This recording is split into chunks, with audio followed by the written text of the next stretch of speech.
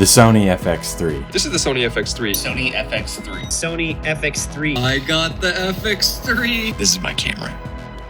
You've probably heard of it, and that's for good reason. It's one of these cameras that comes around every once in a while and unlocks something new. And the FX3 unlocked an image quality and look that was once only reserved for the most high-end and expensive equipment out there.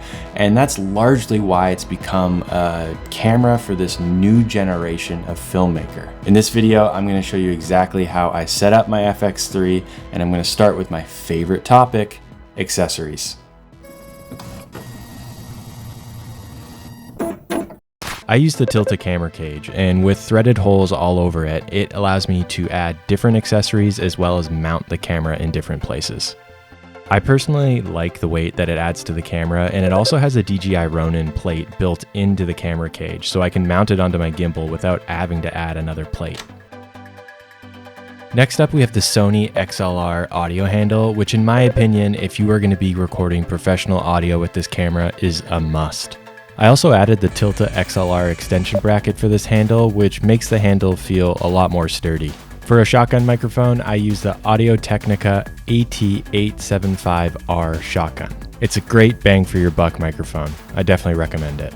I have used a ton of variable ND filters for this camera over the years, but these stand out as my two favorite. First is the Cinema Hardstop variable ND from Prism Lens Effects. These filters are really cost effective, and when I have the filter threaded on my lens, I can still fit my lens hood on. Next, we have the Nisi Swift True Color ND Vario Pro. The build quality of these filters is amazing, and it's always produced a great image for me. All right, so that's how I build my camera. Now let's take a peek at my settings. For image quality, I typically shoot in an XAVC SI DCI 4K, which is a 4K image with a 17:9 aspect ratio. For my frame rate, I pretty much film everything at 23.98 frames per second. For the S&Q settings, I leave the record frame rate at 23.98 like the rest of my footage, and I have my S&Q frame rate at 60 frames per second. For the log shooting settings, I exclusively use this camera in Cine EI mode with the S-Gamut 3 Cine S-Log 3 color gamut, which means I can only operate this camera at its dual base ISOs, which are 800 and 12,800. But with that limitation gives me the most amount of dynamic range possible with this camera. If you're unfamiliar at all with what it means to shoot log footage, I definitely recommend you should do some research before you go out and film something. I've done a video on my channel before on how I color my log footage, so check that out if you're interested. Obviously, I want to make sure that the exposure mode is set to manual and that audio recording is turned on. In the exposure and color menu, I make sure that my shutter mode is set to angle. If you don't have shutter angle on your camera, or if your menu just looks at all different than mine, your firmware is most likely out of date. It's super easy to update. You just download this Sony Creators app. You connect your camera to your app, and then it should prompt you to update your firmware, and then you should have all the latest and greatest features for your camera.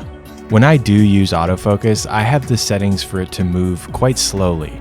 I don't like the look of autofocus when it bounces around and looks mechanical. I like it when it looks natural, so I dumb down the settings so it moves quite slowly. Now, the last thing to do is customize all my buttons, and to be honest, I don't really do a whole lot here. I use pretty much everything the way it comes out of the box with a couple tweaks.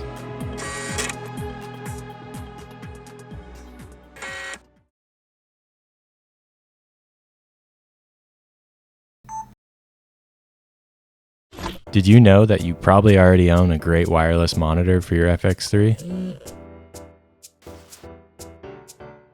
Yeah, it's your phone, you turkey.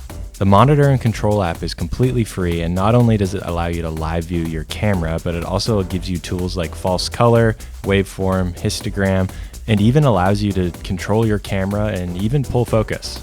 When you're recording an S-Log3, it's always a good practice to slightly overexpose your image opposed to underexposing it.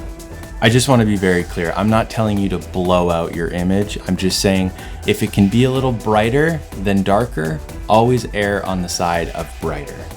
Don't blow out your highlights and blame me. To demonstrate why, I've shot the same image one stop overexposed and one stop underexposed, and I have brought their exposure up to match.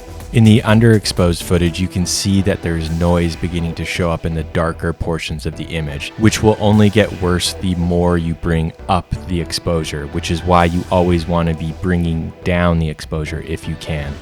Sony FX3, it's a beast. I've used it on everything from TV shows, commercials, everything I've shot here on YouTube, and it's at home in every single one of those circumstances, and I can't recommend it enough. Anyway, that's all I have for today. Make sure you click all the buttons down there and do the stuff, and I will catch you guys in the next one.